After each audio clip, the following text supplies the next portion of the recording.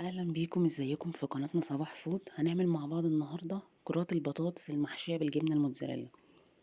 وصفه بسيطه وسهله زي ما اتعودنا معاكم في القناه. تابعونا، تابعوا قناتنا صباح فود واعملوا لايك وشير للفيديو لو عجبتكم الوصفه.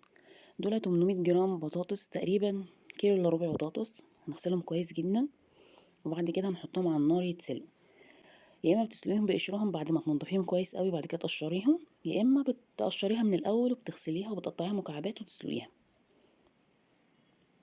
الطريقه دي او الطريقه دي الاتنين تمام، مفيش فيها مشكله. انا دلوقتي حطيتهم على النار يتسلقوا. بعد كده قشرتها، حطيت عليها البيضه ورشه فلفل اسمر، وههرسهم شويه، وملح، الملح حسب الرغبه. وبعد كده ههرسها شويه عشان خاطر تتقلب فيها البيضه كلها زي ما انتم شايفين معايا كده.